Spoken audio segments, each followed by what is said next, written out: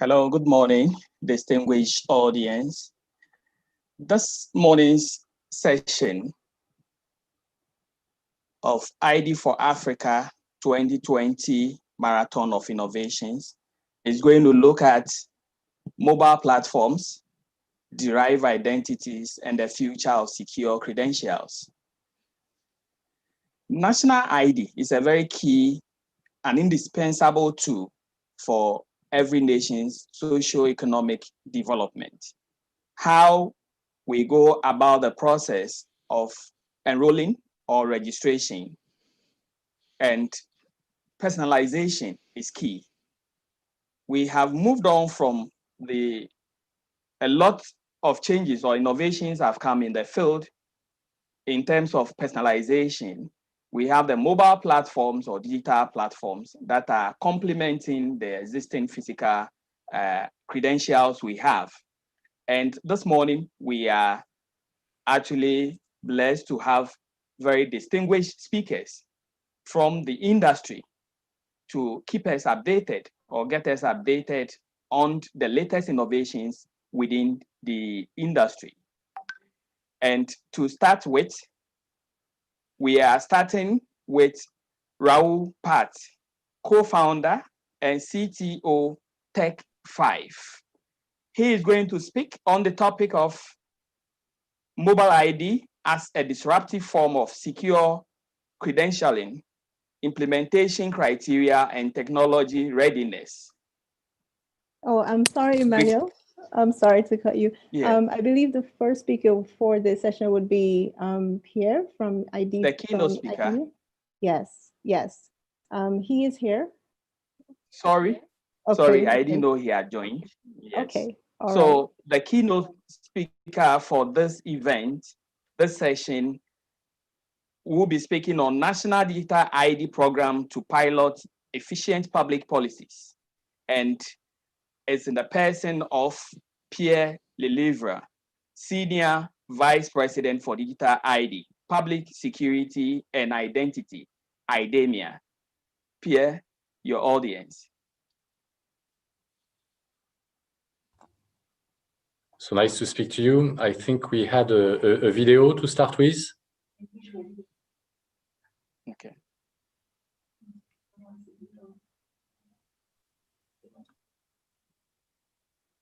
Good morning. My name is Pierre Lelièvre with IDEMIA. I'm in charge of digital identity, and you're watching Identity4Africa. So today we are going to talk about digital identity, its efficiency and related impact on governments. So looking at the market, we see a very global and worldwide trend for governments to go online and offering more e-services to their citizens and to their residents.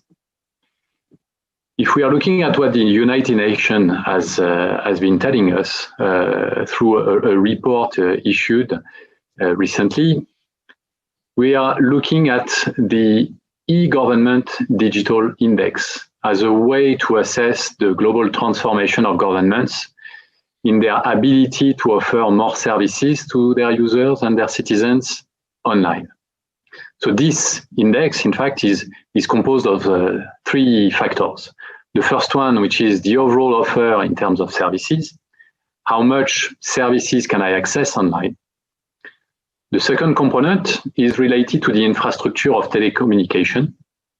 How easy is it going to be for me as a citizen to access those services? And the third one is related to the human capital. How much people are there to support the citizen in getting access to those services. This index globally has been progressing from below 0.5 in 2014 to up to 0.6 in 2020. Considering that when you're reaching 1, you basically have the full set of services and penetration across a given country. So this is quite a major achievement and progress at the level of the globe. Now, if we look a bit closer, we see that among all these countries, 40 were considered and ranked as very in 2018, and we have 57 of those. That means that we have more countries ranked very high, and this number has been multiplied by 2 over the last couple of years, over the last 2 years actually, and the number of countries ranked very low have been divided by 4. So there is a massive trend going in that direction. So if we look closer at the 12 leading countries assessed by the United Nations, we can find a couple of common points. The first one is the national scale of such program. They are not only looking at proof of concept, they are really considering their entire population, regardless of this population living in the city or in more rural areas. They are also considering the full scope of government services. Those services are usually accessible through a government portal when it comes to the public sector. And the states that are among the most developed states in the world are also opening the door for the private sector to get access to the identity verification service built by the given government.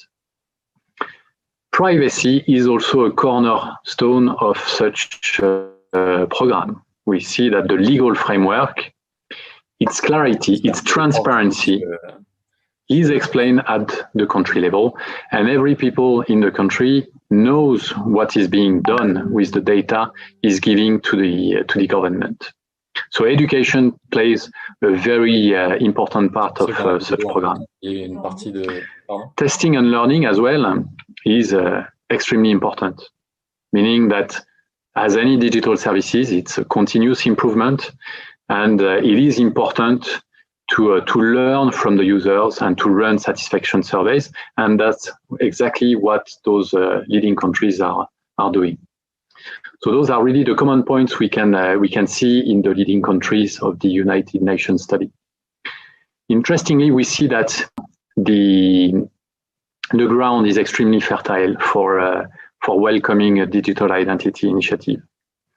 So the growth of the population in the continent is quite large, of course, and meant to double by 2050. So it's going to be a growing population, a young population, with approximately, I think, 60% of the population aged under 25. So that means that to be able to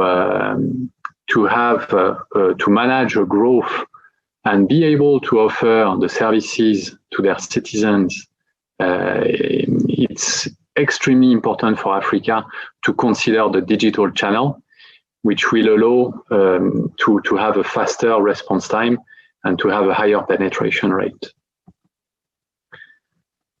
So what can we do with the digital identity? What are the various use cases and how important is that? Well, first, getting access to more services, to more inclusion at the level of the country, giving the possibility to your people to open a bank account, even remotely, to get access to telecommunication service, even remotely. This is extremely important, and that's what digital identity is enabling. So having remote authentication, of course, authentifying yourself on an e-service, on an e-government or e-private service is something that can be done in a very safe manner. Having access to telemedicine as well is something we will see together.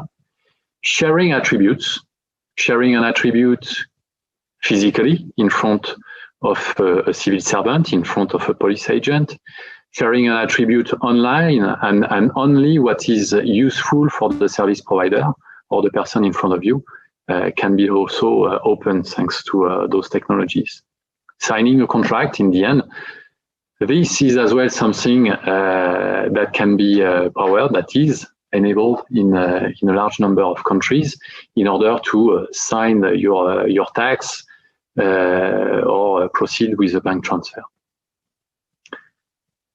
So the COVID context, which has been something quite unique that the humanity had never faced before, not at this scale.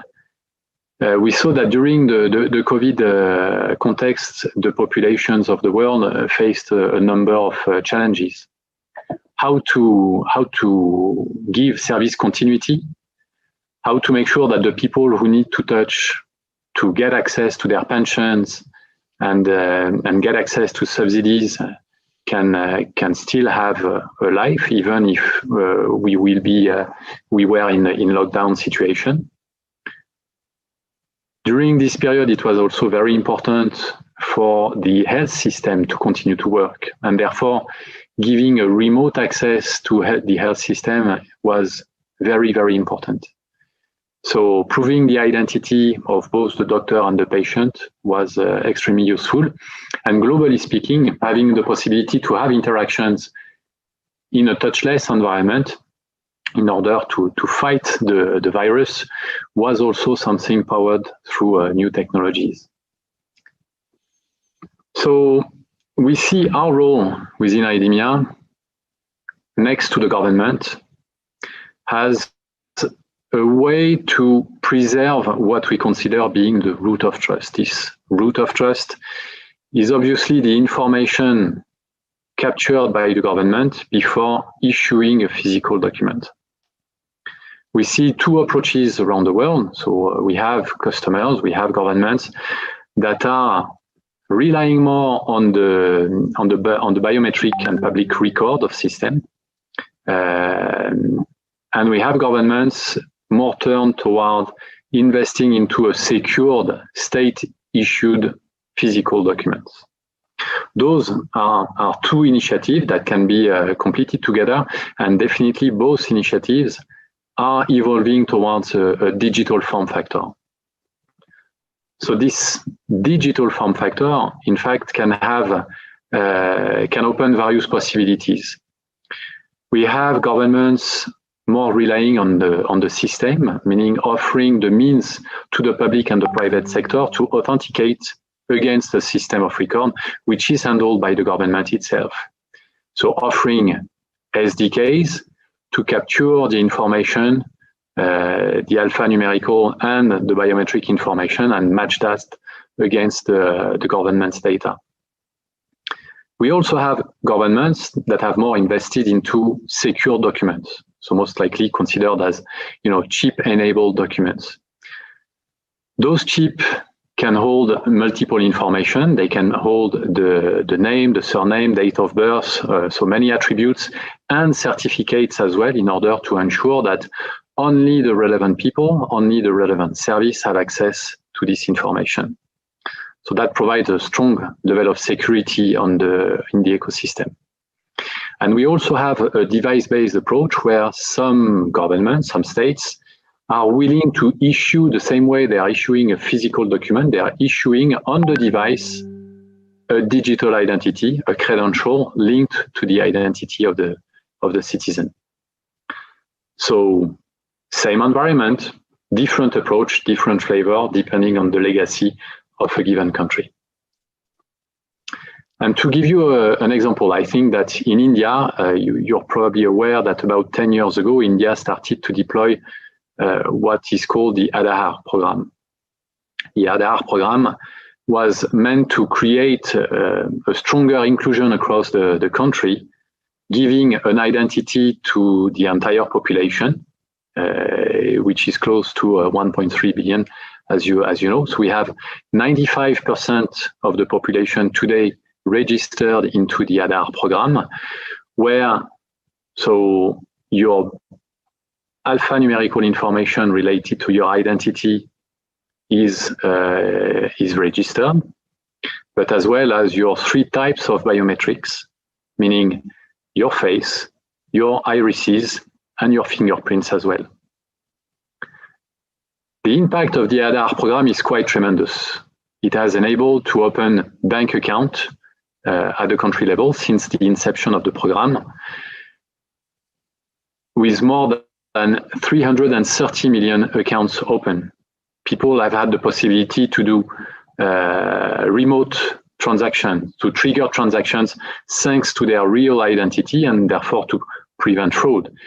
Citizens have been able as well to reduce their waiting time to get access to those services, with an onboarding reduced from a couple of days to a couple of minutes.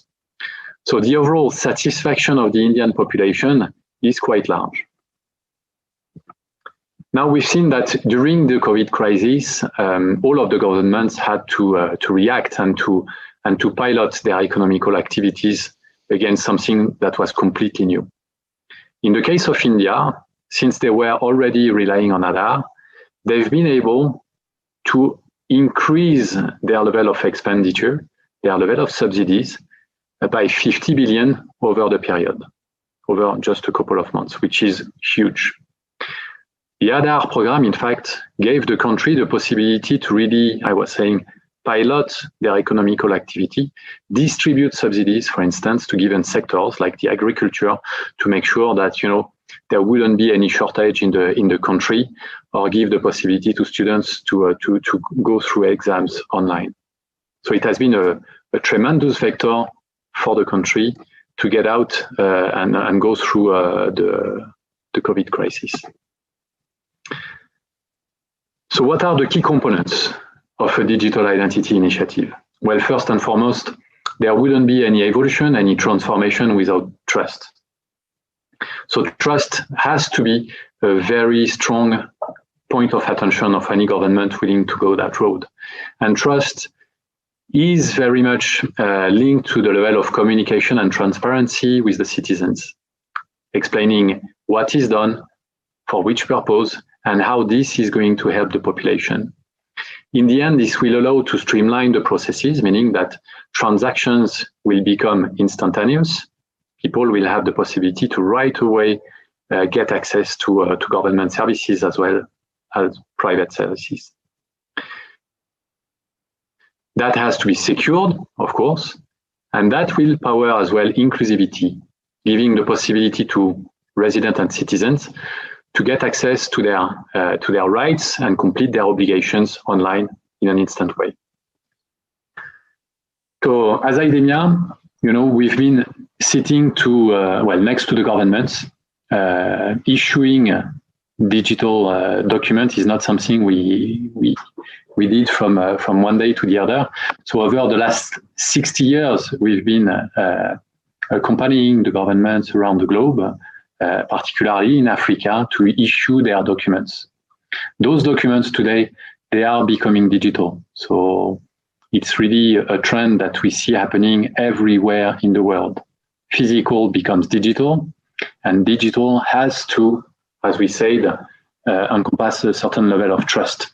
So we have this trust from the government. We have a lot of experience in issuing civil ID program. We saw that in India, it's not only about the document, but about the system as well, and the management of biometric, which are among the most sensitive information in the world. So we believe that we have a lot of experience to share with all of you. If you have any questions, you're welcome to come to us.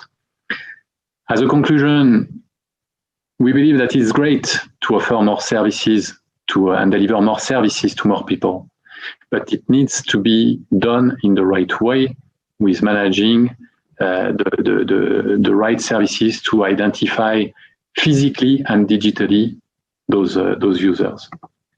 So thank you very much. We look forward to speaking with you again. Thank you. Thanks. Thank you very much. Our keynote speaker, Pierre Derived. The presentation has been quite insightful, and I believe trust is the key word here. Trust. To implement a national digital ID program, there is the need for trust, because the citizenry or the population would want to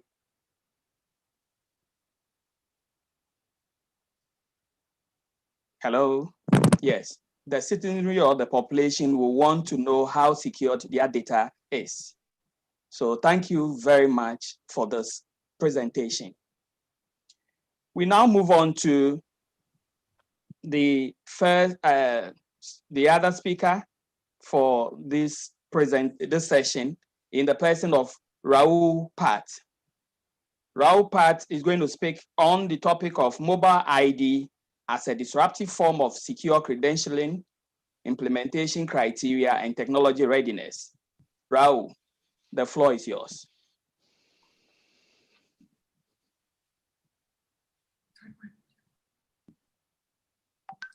Well, thank you, Emmanuel, and thank you for inviting us. It's a pleasure and honor to be speaking in front of this audience. My name is Michael van der Hars, Tech5. I'm introducing my colleague Rahul, who you will hear shortly, and he will be doing a presentation on digital ID as a disruptive form. Why disruptive?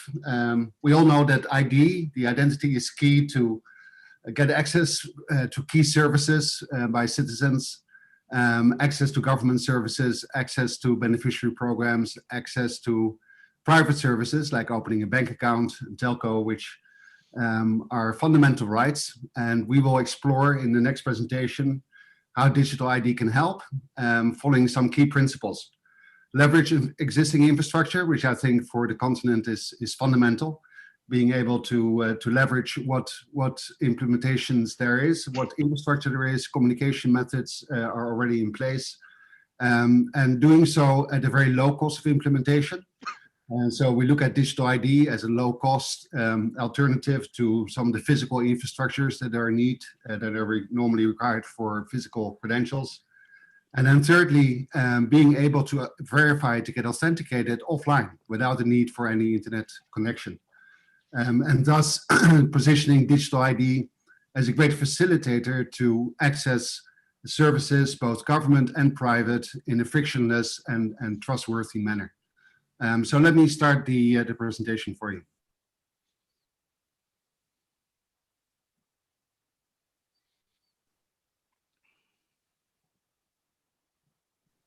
Hello, everybody. My name is Rahul Parthe, and I'm the co-founder and CTO of Tech5. Let me first thank ID4AFRICA for giving us this opportunity to talk about mobile ID, which is proving to be the most crucial factor in any successful ID program. In this session, we will be talking about mobile ID as a disruptive form of secure credential and the necessity for ID programs to evolve to reduce their reliance on traditional secure credentials. We'll also be talking about the implementation criteria and potential benefits of such a technology. Let's quickly talk about the guiding principles of identity and then the verification process. Identity is the fact of who or what a person is. This is basically determined by the unique characteristics or attributes that distinguishes us from individuals. Identity verification is the process that actually brings the three parties together. The claimant, who is basically the identity holder and is looking for a service. For example, me, you, the citizens. The identity provider, who has been authorized to issue identity credentials, and then the service provider, which is the relying party, which is looking to provide services but needs to confirm the identity of the identity holder. The claimant basically needs to have or should have control over the following factors. Number one, who can verify their identity in a zero trust environment? What is the information that they can, the verifier can access? When is the access made available and how?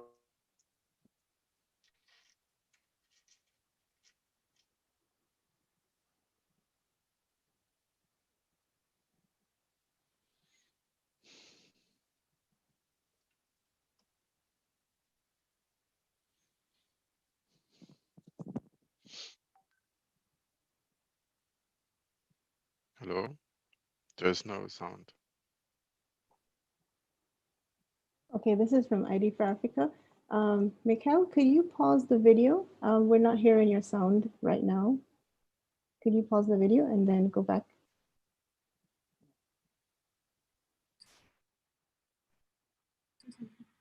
Hello, can you hear me, guys? Yes, we can hear you now. The sound on the video stopped. Sorry. Let me resume. Okay.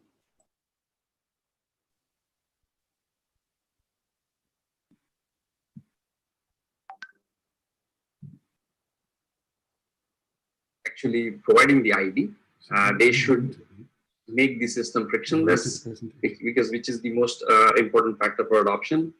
Ensure security and privacy, to enable or establish the trust in the ecosystem.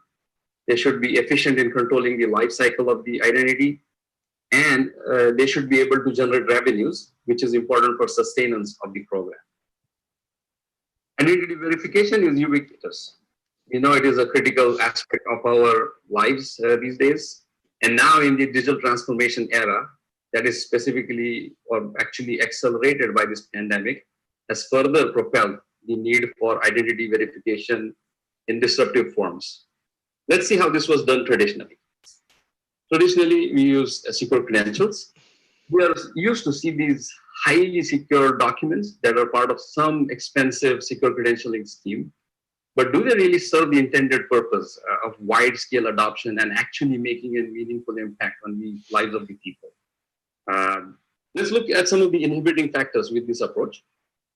For any traditional program to be successful, it required the ID documents to reach to the every individual in the society. And this has posed some inhibiting factors. For example, issuance of such credentials was very expensive or is very expensive. The distribution of such credential imposes complicated logistics, which again adds to the cost of the ID itself. The life cycle of the ID is again complicated and requires further investment in infrastructure. On the other hand, for the verification of these credentials, the relying parties have to invest in purpose-built devices, which makes it less frictionless, if you will. And then there are online approaches which require online connectivity 24/7, which is not necessarily available in many parts of the world. With all this in view, some programs then lower their expectations and reduce the acceptance levels and somehow or sometimes compromise the security and privacy. The biggest issue with all these inhibiting factors is that it reduces the usability of the program itself. It doesn't serve the intended purpose. And because of this, many countries have seen diminishing returns in this heavy investment. Since it does not benefit people and cannot provide the inclusiveness, countries must look for other solutions. One of the well-known approaches to identity management is Good ID, which basically aims to take a digital ID and make it better for the businesses, the individuals, and the government. Good ID empowers individuals with privacy, security, and user control. Let's talk about the criteria for an impactful solution that solves this last mile problem. The criteria for realizing a good ID are it should be easy to issue and distribute. It should be frictionless in usage. It should definitely leverage any existing infrastructure without requiring new investments. Potentially use biometrics so that you can tie the ID to the person very securely and accurately. It should work in a digital realm as well as physical realm in parallel, which means it could be a printed form or in a mobile device. It should be cost effective, I think, which is the most important factor. And then it should be scalable for a national ID scale. In the pandemic era, we should look for touchless solutions to avoid such issues. And last but not least, it should be able to work in online and offline mode because of the infrastructure limitations. Let's look at what are the main driving factors for this approach. There is this massive computing power that is available at the edge today because of the high penetration rates of the cell phones. Even in this COVID-19 pandemic era, the telecom in Africa has risen to the challenge and has kept the businesses and individuals connected. We see a significant growth between 2019 and projected growths. According to a recent publication by GSMA, we see that there are 747 million SIM cards in the sub-Saharan Africa itself, which represents 75% of the population. It is obvious that a mobile ID solution that can leverage this infrastructure will definitely or greatly benefit the country, as citizens can now capture and provide their data, as well as receive their digital IDs on a mobile phone. Not only that, the verification of the mobile ID can also be done using a simple medium-range cell phone. It's a natural choice also because in Africa, there are many countries with no infrastructure and the societies have leapfrogged to use cell phones where there is no land-based infrastructure. So what is mobile ID and how does it leverage this infrastructure? Mobile ID can take any form that has the digital data of the holder's attributes and can be issued either on a mobile phone or can be printed on a substrate. Could be a paper, could be plastic. This allows you to blur the lines between digital and physical credential. Additionally, it should support controlling of who has access on what information using something like PKI. Should be able to represent the ID in a visual format so you can compare it visually as you would do with the old credentials. And then it should allow to capture and verify biometrics to securely tie the ID to the presenter. Let's look at some of the technologies that are moving in this direction. There are a few technology companies that are looking or working towards the mobile ID solutions around the world, and basically they can be broken down into two approaches. Approach A, digital form of physical ID. This basically is digitizing a physical credential like a passport or a driver's license so that it can be displayed on a mobile phone, for example, mobile driver's licenses. The benefits of this is that you do not have to reissue any credentials. You can take the existing credentials and digitize them. But the drawbacks are that there's no easy way to verify the credential security, and there is no easy way to tie the presenter to the ID holder. The approach B, on the other hand, is ground up designed to be a digital ID that can exist in both a digital realm as well as physical realm. The ID itself is a self-sustained or self-contained verified credential container, which has all the information that somebody needs to verify the genuineness of the ID, as well as has the biometrics to verify and connect the ID to the individual. The disadvantage or the drawback of such approach is that to verify one's credential, you would need a smartphone, whereas the presenter does not necessarily have to have a phone. So the ID holders can walk with a phone or a printed form, whereas the verifier needs a smartphone. A mobile ID will be a foundational investment for any country when it takes into the consideration the factors about security, trust, frictionless experience, and sustenance. This will definitely mean there is increased adoption, and which actually adds value to every stakeholder part of the ID chain, and make these solutions future-proof. Such a solution will foster inclusion and adoption by enabling timely and efficient delivery of the ID to those who need it. It overcomes the logistical challenges that are specifically faced in Africa. People without smartphone can still participate, as this ID can be in a mobile or a printed variant. Helps streamline bureaucracy and processes, everything from paperwork to queuing, align with the post-pandemic norm where touchless and contactless processes are going to be very important. And last but not least, we make more use of the existing infrastructure and the existing databases that the countries already have. Mobile ID will definitely play a role in transforming the world. We have done our own research and we find out that there are 11 out of the 17 sustainable development goals that the solution can directly impact. It actually can be part of all 17, but the 11 are directly that can be influenced or impacted by such solutions. So finally, I would like to conclude that mobile ID is going to be the next critical factor of successful ID programs. And we are very proud to be part of this journey and are looking forward to contribute our technologies towards such approaches. Thank you. Okay, thank you very much, Tech5, for this insightful presentation. Actually, another word came to add up to the keynote speaker is a keyword of trust. Tech5 is now talking more about sustenance of mobile ID programs.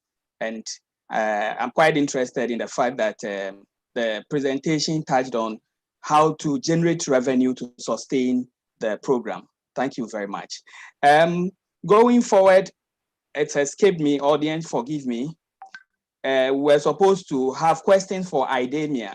So the keynote speaker, you have a few questions from the audience.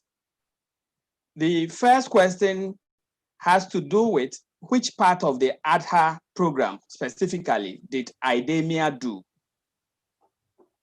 Thank you for the question.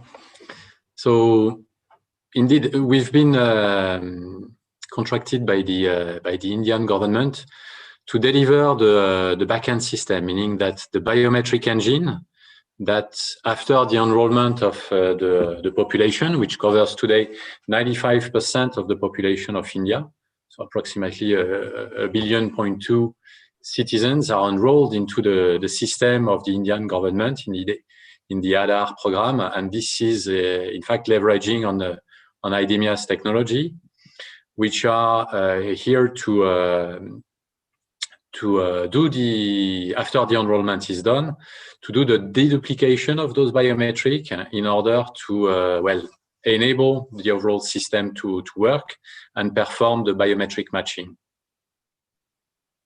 Okay, great. The next question, the same to IDEMIA. Considering IDEMIA's commitment to OCIA initiative, what is your practical approach to reassure governments, local solution providers?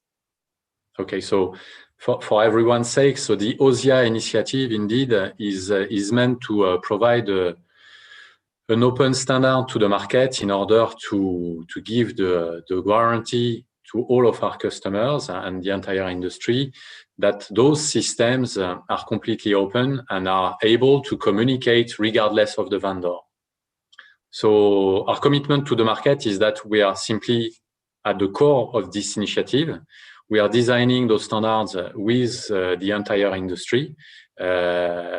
So this is really our legacy to this market, to make sure that whatever the choice of a government in the future, everyone will be free to move from a supplier to the other, and all that in the respect of the security of those systems. Okay, thank you. There is also another question from the audience. The different pathways to digital identity you mentioned, system-based, EID-based, and device-based, have different implications to private, how do you build, they have different implications to privacy. How do you build digital identity so that all three have same levels of privacy and assurance to the individual? Okay, so this is indeed a very interesting question and a very it's a fascinating subject. We see that in fact it's the ground is the legacy of each and every country, and each and every country in a way has a certain level of specificities as per the regulation and the policies that have been taking place over the couple of decades, specificities in terms of available infrastructure in the given country. A couple of examples. So typically in Europe, we have the mandate of the eIDAS, which is pushing most of the government to go towards and to lean on the secured documents. So the documents that are embedding a secured chipset inside. So that is clearly perceived as a very robust initial point to build a digital identity system, meaning that all of the government are enrolling people, are onboarding people in order to issue an identity. This physical identity is becoming digital. Digital, in fact, is going to rely on the legacy. So in the case of Europe and eIDAS, there is a strong proportion to rely on the secured EID document. In other countries, like the one we quoted just before, so in India, India has not issued national identity cards for quite obvious reasons, and they were more turned towards the system. So that's why we had designed for India a very robust and secure system in order to do the role of the enrollment and storage, secured storage of the information of the citizens. So EID-based, system-based, and in the middle, we have an evolution towards mobile, which is quite logical. And we believe that, in fact, the technologies of today are allowing governments to issue a reusable identity on the mobile itself. So it all starts with the legacy of the governments and their policies.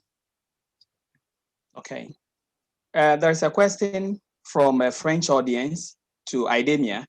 The question is, we see the communication with population is an important aspect for the acceptance of those innovations. Does this mean that there will necessarily be a communication strategy that accompanies the program beyond reporting on the results? So whether there will be, so I don't have a crystal ball that would be able to assert that for each and every country, but certainly we see that there is a strong link between a digital identity and the data privacy of the citizens. And therefore, I, as a citizen, if I need to get, if I need to share my data, my most precious data, like biometric information, with my government, I definitely need to understand what's going on. Why is the government in need of those information? What is the government going to do about that? How they are going to store, how they are going to process those data? This is very important. And in order to establish an adequate level of trust, we believe, and we've seen a lot of governments indeed starting to play the role of, to be very educational in the way they are explaining this program. And we believe it's extremely important because trust needs to be built on a common understanding and a transparent understanding of what is going on. Thank you very much, Pierre. Now we move on to Tech 5. There are a few questions for you. Tech 5. Is the smartphone penetration in Africa ready for those mobile solutions? This question goes to Tech 5. Yes, thank you for the question. As you can see in the presentation, the smartphone infrastructure in Africa is really substantial.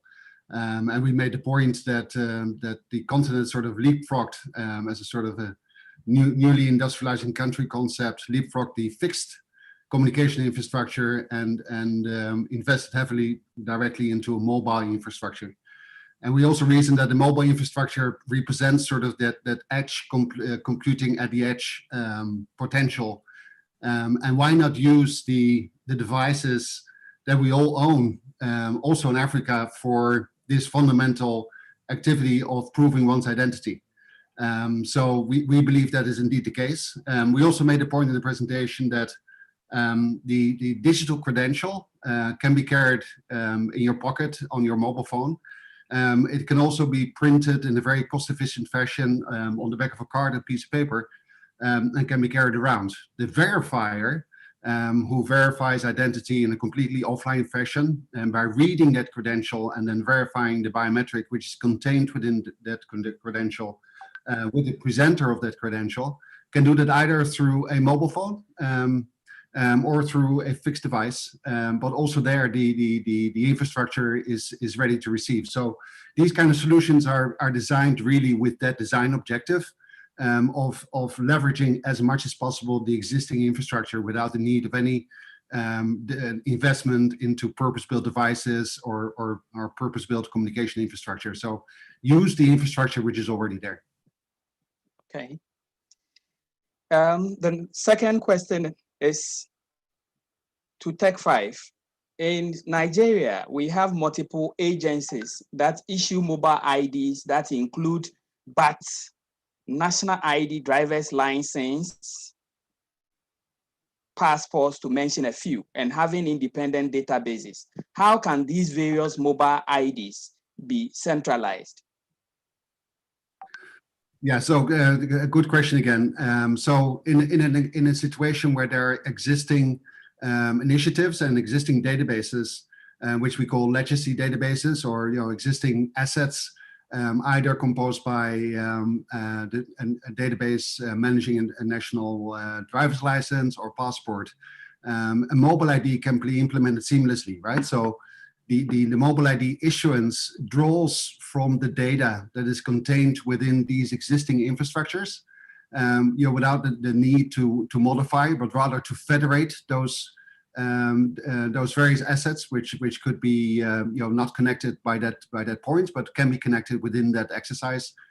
So a federated approach, drawing data from these existing assets, and then taking that data and issue them, within the mobile ID drive. So you take the data from the legacy database, you store them in a digital ID, and then issue that digital ID without the need for re-registering data as we speak.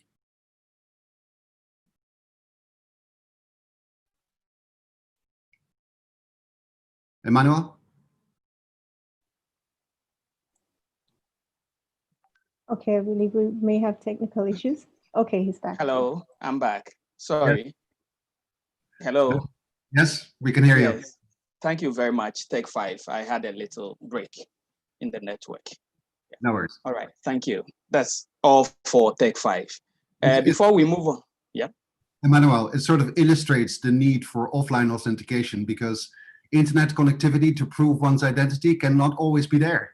It's fundamental that, in order to get continuous access to your rights, to be able to prove your identity in an offline fashion. Sure. Online, offline is the way to go. Thank you.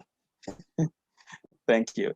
Okay, so before we move on to the next speaker, we take a short announcement. Shona.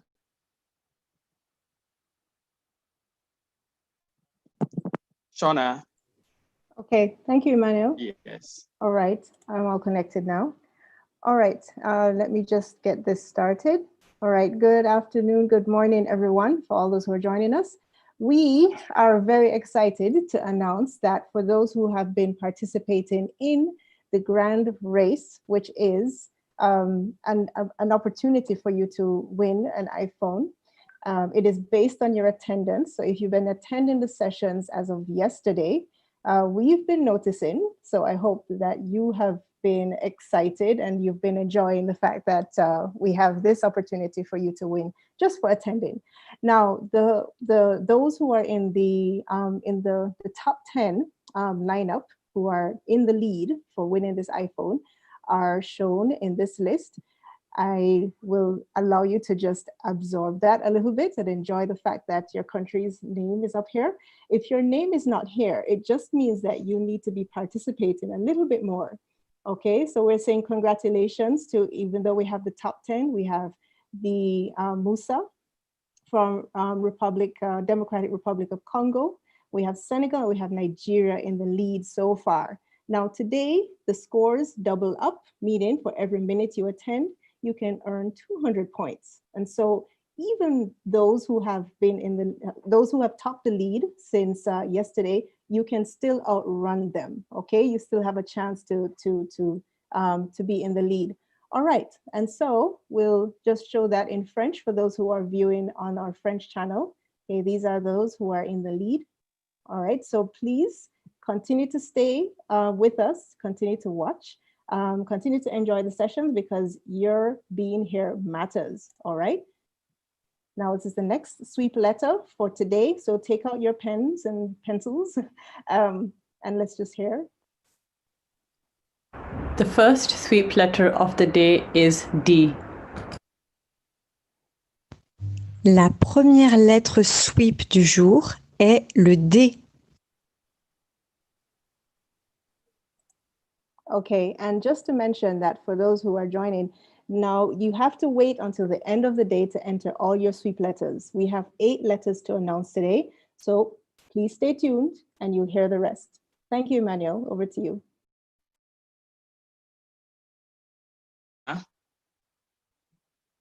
Audience, you all come back. Our next presentation is going to be from another player in the industry, the identity credentials industry, in the person of Mark Jones, Product and Solutions Marketing Director, Entrust. He is going to speak to us on the topic of you, only you and nobody else but you. Mark, over to you.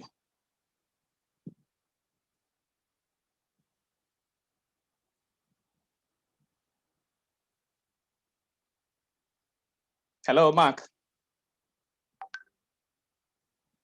Hello.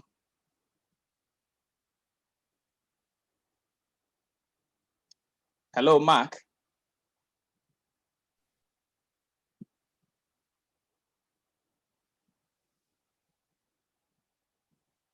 Yes, we have Mark. Thank you. Mark, kindly unmute. Okay.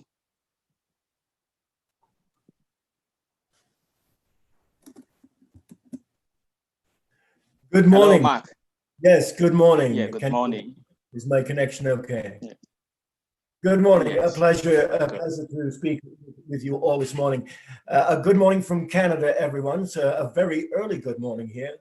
I guess it might seem from the title of my presentation that I'm quoting the iconic Marilyn Monroe here.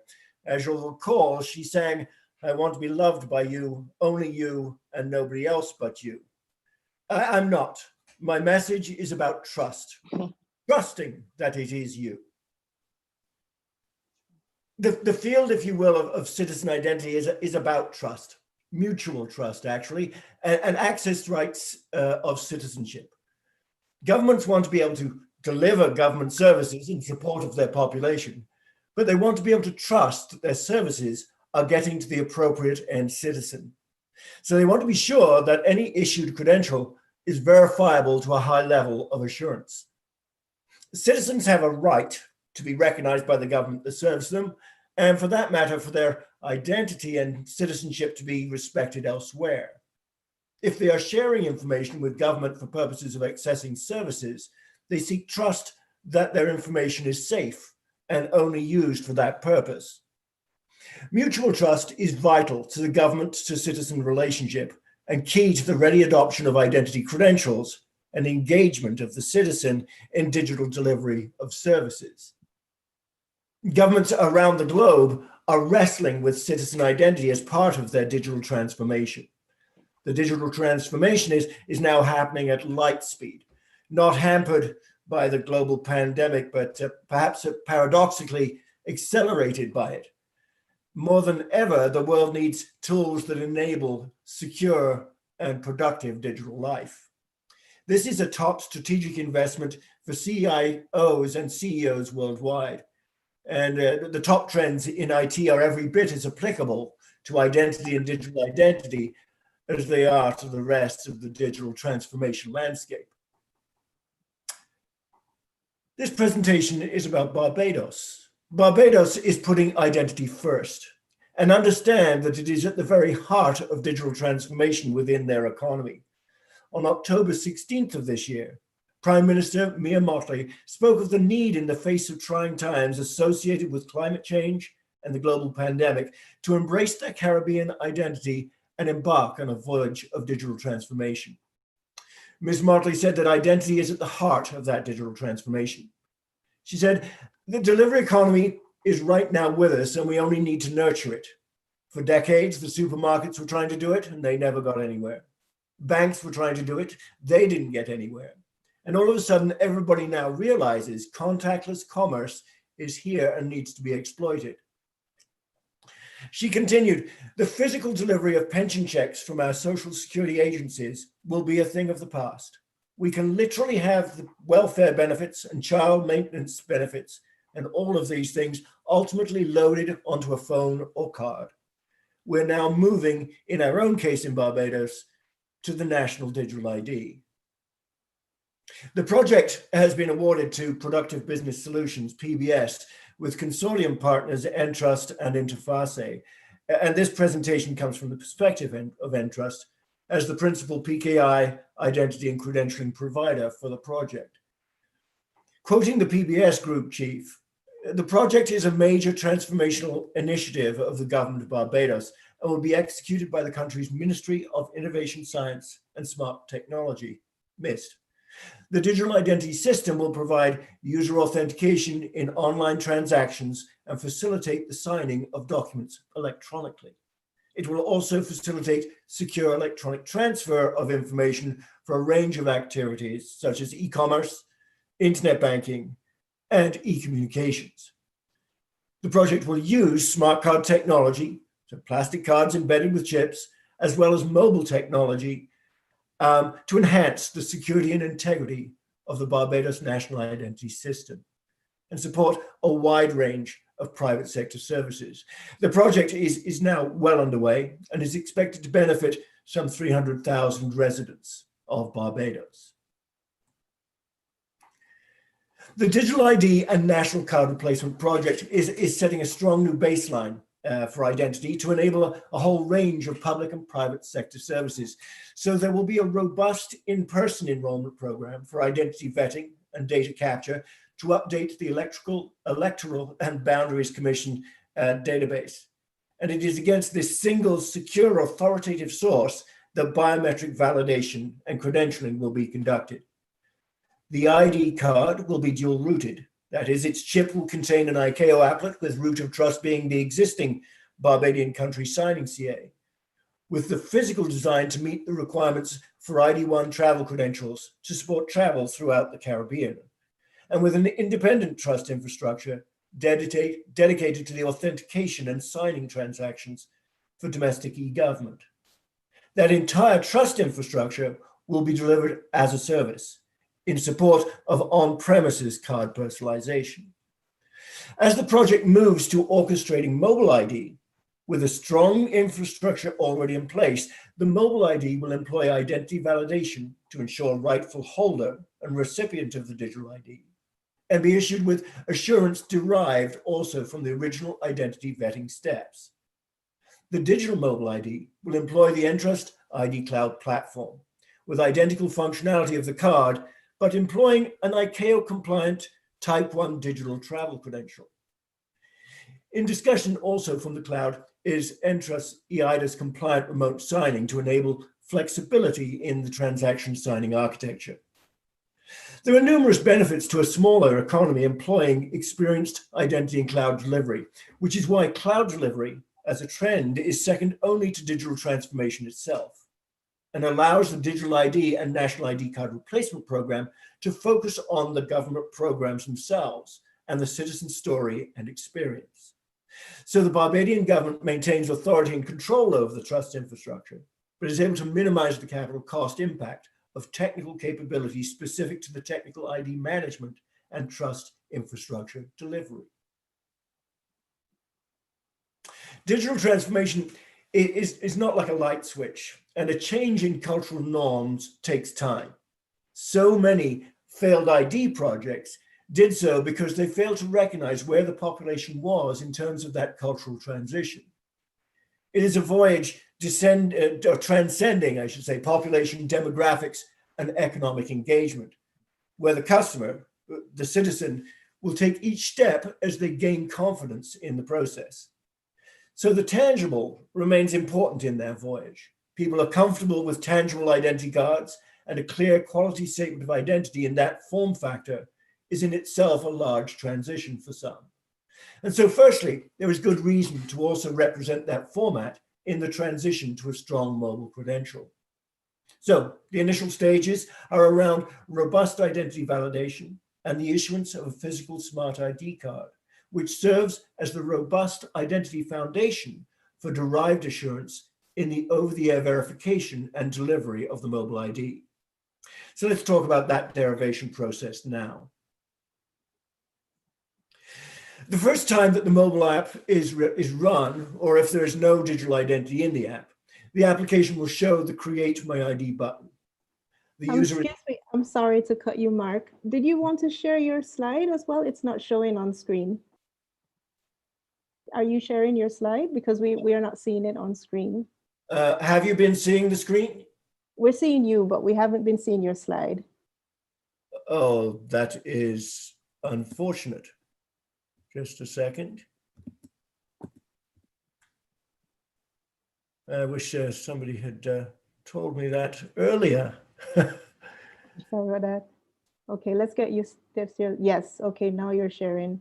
Very good. Yeah. Okay. Okay, the first time that mobile app is run, they see the Create My ID.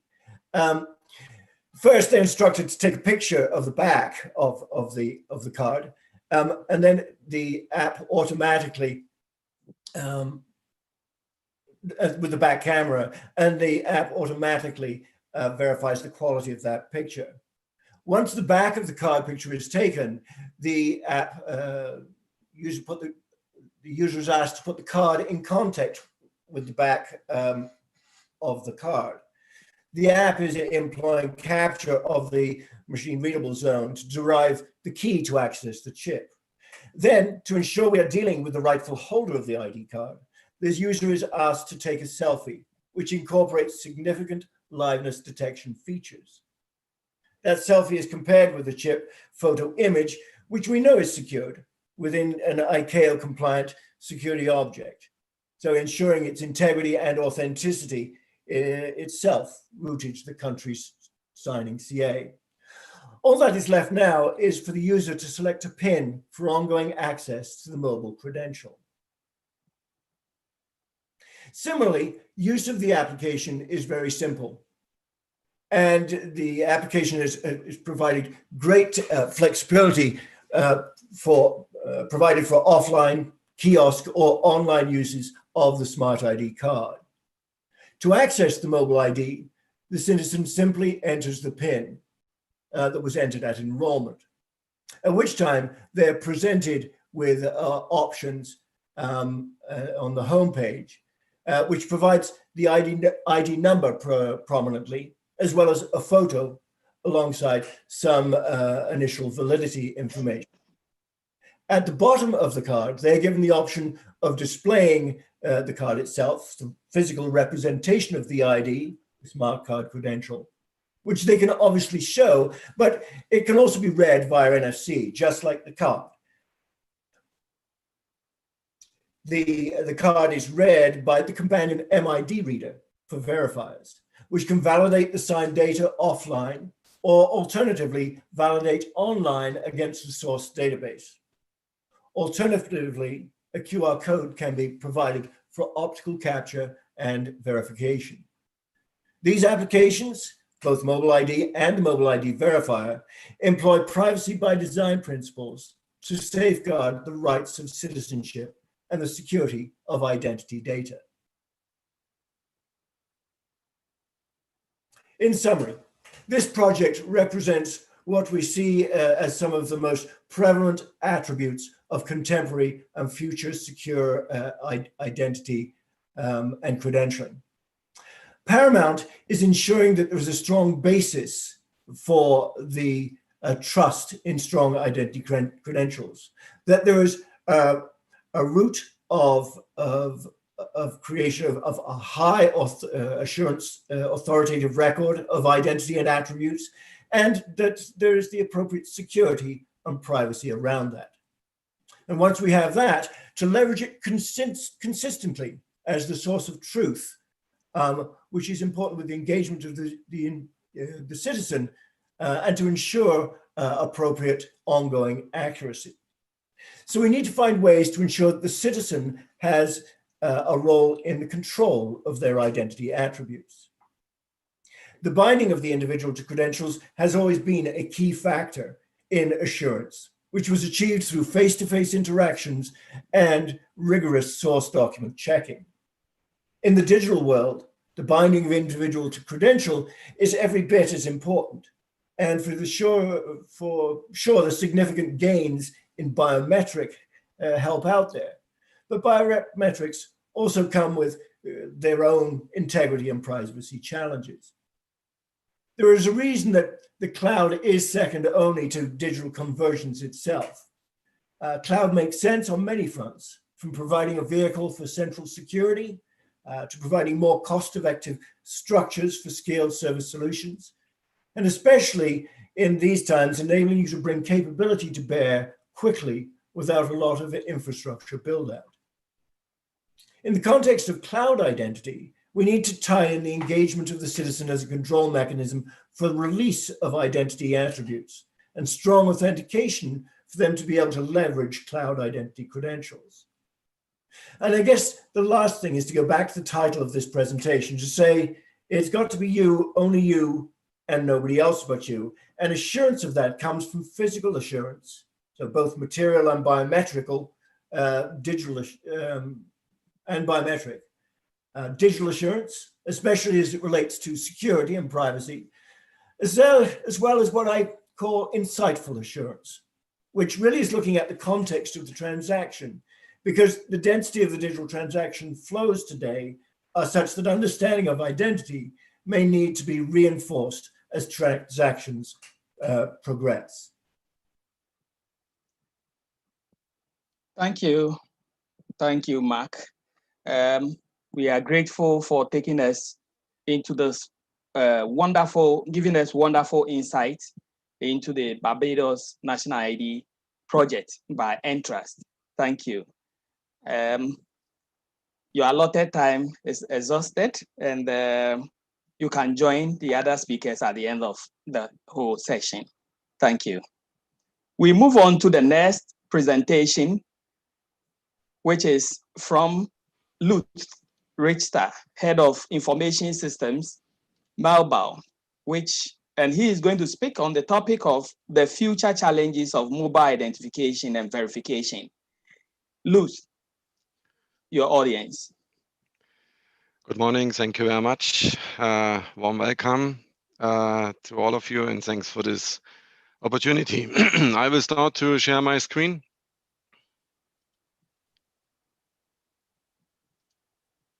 So I hope you can see it. So, okay. Dear ladies and gentlemen, a very warm welcome from our side. We would like to present a software solution for a mobile identification and verification of travel document and person. Because what we heard now is issuing of ID, mobile ID, but what about the verification?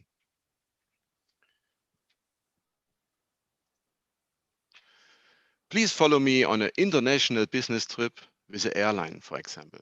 It doesn't matter where you start, in Africa, in Europe, in Asia, or America. You have to go to an airport first. Currently, we have to observe additional security measures like social distancing. However, we have to present our travel documents and different touch points. Therefore, IATA now pushes OneID as a top priority project to enable seamless travel based on a digital ID.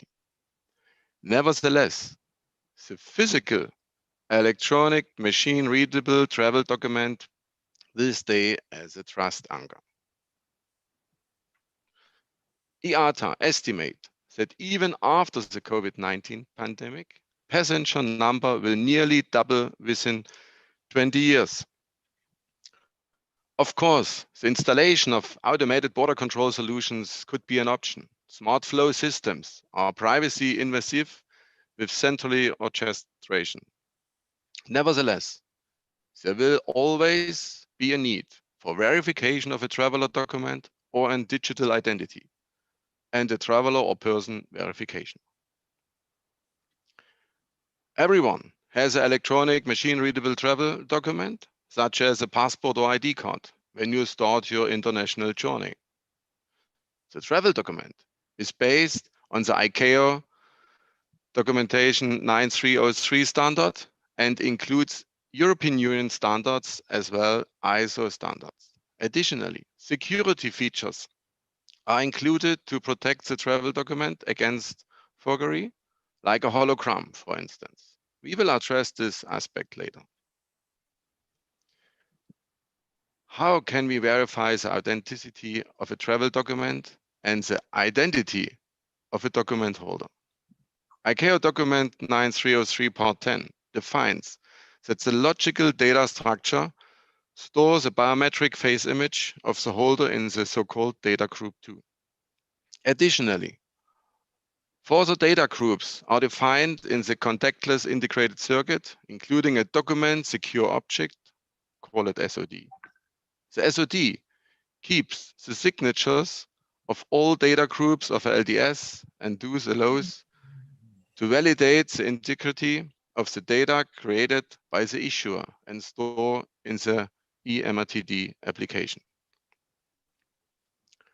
Now we are on the airport.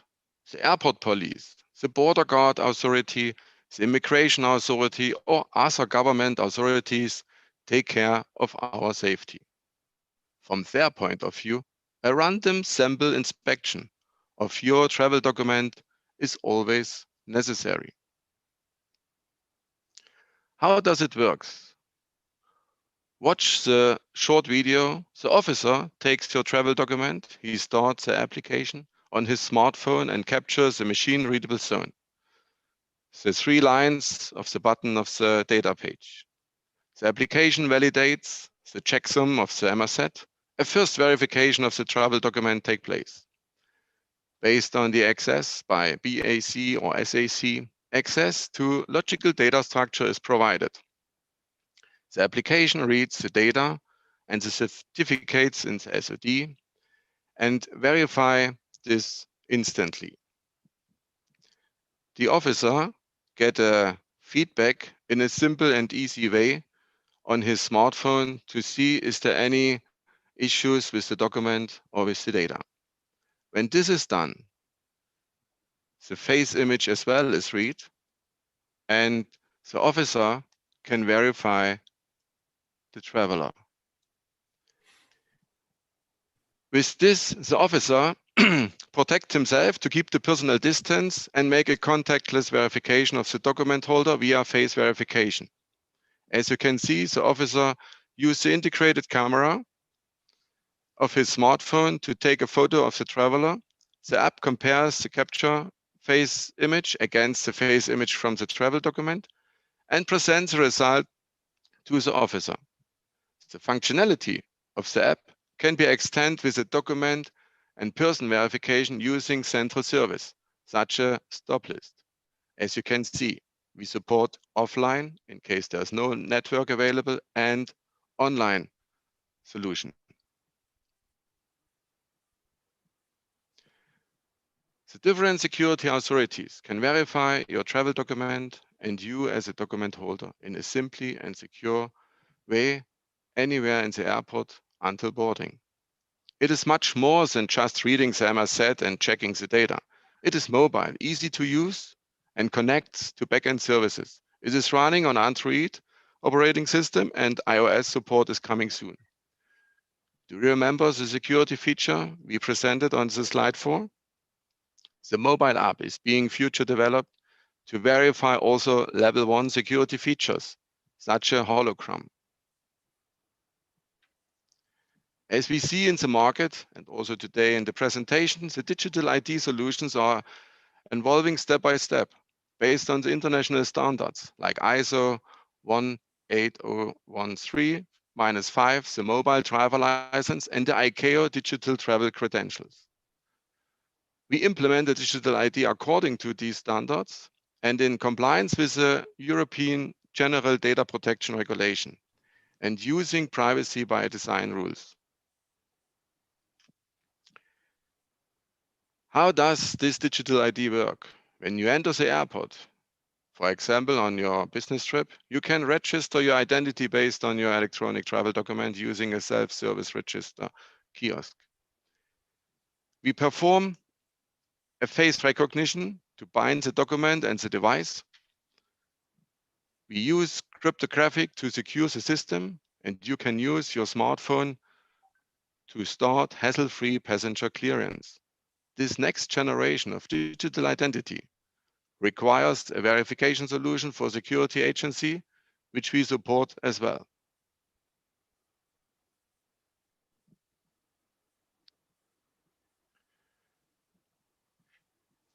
When you arrive at your destination and go to a car rental service or check in a hotel, verification of document and person starts from the beginning. The comprehensive mobile verification of documents and document holders is needed in the government and private sector. Even to open a bank account, to buy a SIM card, or to use car sharing, an easy to use but comprehensive verification is required. Mühlbauer is pleased to present a solution for mobile document and person verification on standard smartphones to all interested authorities and private companies. I wish you a safe business trip. Let's build the future with touchless and fast verification. Thank you for your attention. Thank you. Thank you, Lutz, for this wonderful presentation on the future challenges of mobile ID implementation. Thank you very much. There are a few. We want to have an announcement from Shauna before we take the questions. Shauna. Okay, thank you, Emmanuel. All right, so just to announce the, just to go back to the scores, all right? So these are the winners, not the winners, but these are those who are leading from yesterday's grand race, all right? So if you did not see this before, if you're just joining us, please see that these are currently the top, those in the top lead, and we will continue making these scores throughout the day. So stay tuned. For each letter that you receive or that you write down, that's 200 points. And for each minute that you're attending, that's 1 point. Okay, so your attendance matters. Now, allow me to share the second sweep letter of the day.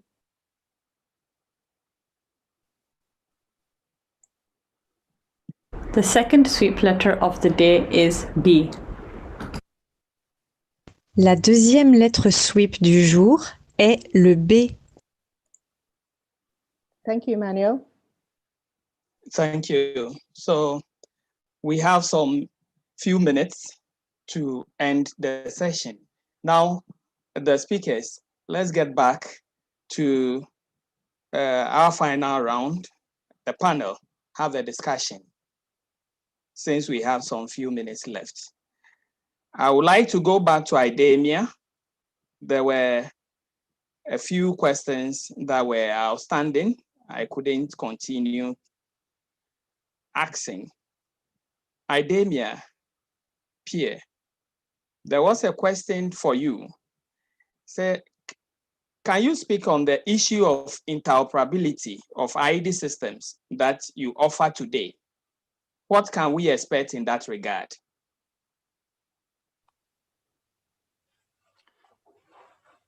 On interoperability of the systems, in fact, ID so yeah, can you hear me well? Yes. Yeah, Yes. okay. So on the interoperability of the systems, in fact, with the rest of the industry, I mean, we've been developing some specifications in order to demonstrate the facts that the problems generated, for instance, by vendor locking, etc., were to be solved through the OSIA initiatives. We also did some interoperability test in order to demonstrate the reality of what was presented on paper. So it's today proven that we have interoperability from a backend system point of view. Okay, great. There is a question also here for Tech 5. Tech 5. The question is, have you ever imagined, using your fingerprint recognition algorithm as a highly secure email address? If so, can you tell us more? I think that's a really interesting thought. I think it's a great spin-off of these kind of conferences, because all of a sudden you've got the entire audience helping you think through your use cases. So really interesting. So we haven't entertained that actively, but let me take this up with our team. Okay, thank you. And there's a question, general question here, not addressed to any particular speaker. So any of you can take it up.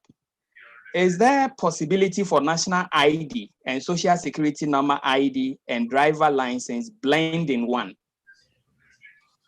Well, maybe I could respond to that. Okay, so, Mark, yeah. Yes, so certainly in the example that I provided within my presentation, there we see a national ID card and a travel document that is obviously prevalent within the European Union as well, but in the mobile world now, supported by ICAO standardization around the digital travel credential. But we expect for sure that these identities will become, digital identities will become multifaceted.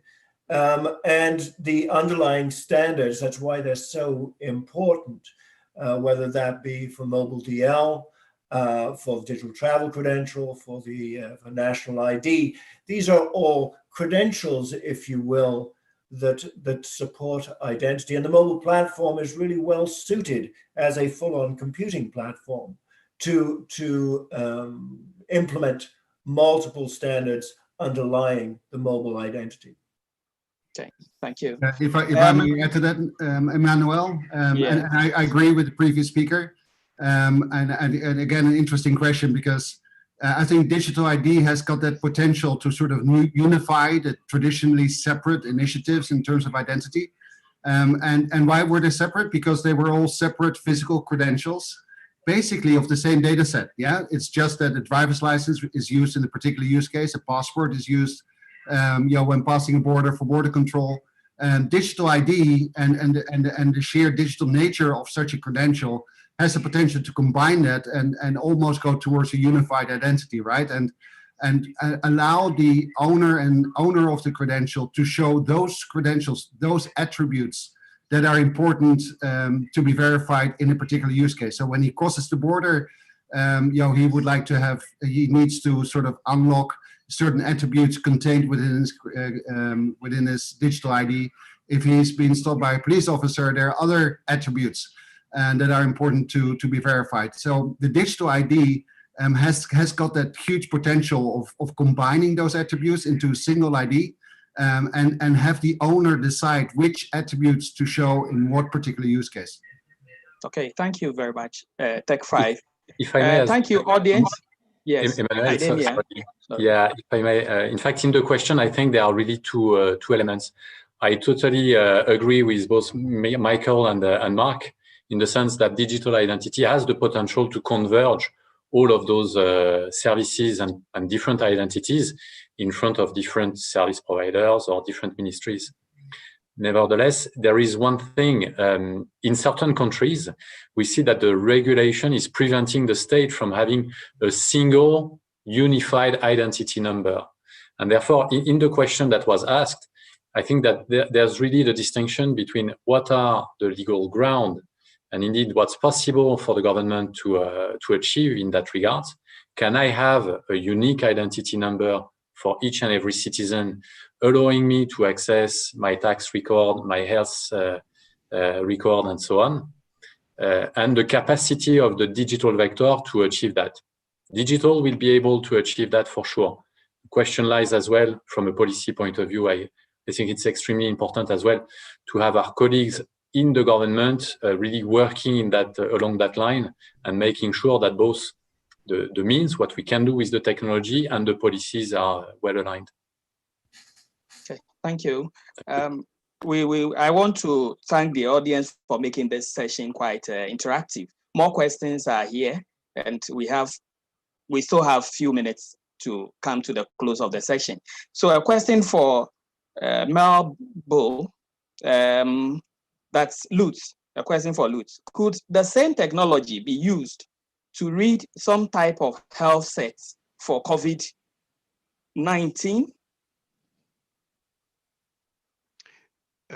Yes, in general, yes. We're also looking on this, let's say, next step from the IATA, where we see that also the World Health Organization is trying to issue a new kind of document for this COVID-19 information.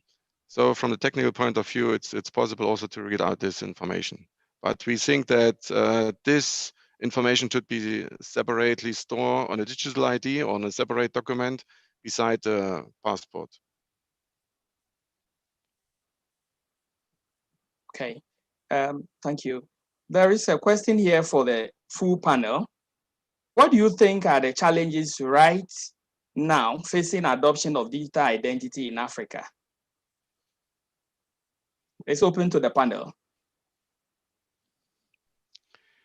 I would like answer or continue. So the major challenge, what we see in the market, is what Pierre mentioned, that the legalization of the identity, to build up a we always recommend to build up so-called a consolidation identity management, to have only one ID of a person, of a country in the authority, also to save the investment. And this legalization, it's a very important thing. And then, of course, to legalize all this digital ID, because without the regulations, technical side is ready, but the regulation should be done. And this, I guess, is the next important step for the coming 2 years. Maybe Yeah. I could respond there also. I think that a dominant challenge, and not only in Africa but around the world, is really around engagement with the citizenry and adoption. If underlying that is the need for trust, as I think we've all discussed, the need for trust, but also it's a cultural transition. So really understanding where the citizenry is in terms of their a trust of technology itself, in terms of their knowledge of how to use and access services. So it's certainly not just about the technology, certainly not just about the back end policy and infrastructure, but about bringing the people with the program forward and making sure that they can engage. Yes, let me add to that. And Okay. Thanks, Mark. So we as technology providers, we come up with ideas, concepts, novel ways of handling, in this case, identity management. Obviously, and echo here what the previous speaker said, the regulatory foundation is fundamental, is important. And that's sort of the context in which technologies get implemented on a local level. And there's a lot of good work already being done in terms of foundational ID. We mentioned in our presentation Good ID, which sort of gives the tools to build those regulatory frameworks on the national level, but also on the international level. And I refer to, for instance, the ECOWAS initiative in Africa, where a number of nations sort of come together and define a common standard in which technologies can be incorporated, can be implemented with a context already prepared. I think we should, in these kind of contexts, we should always keep the benefit for the ultimate customer, which is the beneficiary in the individual countries, as key. That's what we're driving towards, to being able to deliver that benefit, and make sure that everything else that is required in order to realize that benefit for the individual citizen, whether it's regulatory, whether it's infrastructure and anything else, sort of comes in line and sort of follows that realization of benefit, if you like. Okay, thank you. There's a question to IDEMIA. Once all personal information is stored in a database, it's not at the hand of the administrator of the data to unpack or disclose or not to disclose, then where is the privacy right? Okay, yes, that's a very interesting one. In fact, if we are carefully looking at the situation we're in at the moment, when I'm going in a country and I want to get a hotel room, for instance, for a conference, which I hope we'll be able to do very soon in order to get those kind of interaction physically in person, the way to share my identity is to give away my passport and to get a scan of that or a photocopy of it. And therefore, the privacy, meaning that I don't really control what is going to happen after with this copy of my identity document. When we look into digital, so there are plenty of ways to make it secure. And of course, as usual, security is an end-to-end thing. So I could claim that, we are encrypting the data. So therefore, even the administrator of the data is not able to process those data. And this is typically what we are doing with many governments. But the reality of it is that this is really an end-to-end story, meaning that it's a work, it's a design of an architecture, a service, a process that has to involve both the administrator of the system, of course, but all the way down to the people who are going to use this. So the answer is that technically there are plenty of ways to make sure that those information are protected. again, back on my first point, the reality is that the paper version doesn't really allow to fully control what's going on. We believe that coming to digital, there are the means, the technology is ready to do that and to make sure that if I only need to share my name and face or my age, this is something I can choose. So therefore, the control of the privacy, which information I will share or not, is really in my hand as a user. Okay, a question to Mark. Mark, is it not any admin of the data? It's not any admin of the data has the leverage to look at the data stored. If so, how the privacy be assured? Well, so a good question, and somewhat similar to the previous. I think it comes down to an understanding of privacy by design. So understanding firstly what needs to be stored persistently versus what doesn't. Some data is needed for purposes of enrollment, but post-enrollment, it's not needed. So it's a function of making sure that you have strong processes in place to ensure control, ongoing operational administrative controls on who can access, but as much as possible to make sure that the data exists, that you know exactly where the data exists, and as much as possible that it's under the control authority of the end user, ideally. Okay, thank you. We have 3 more minutes to bring this session to a close.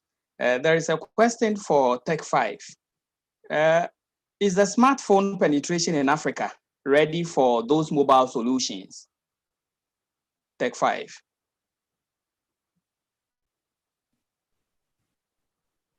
You've muted.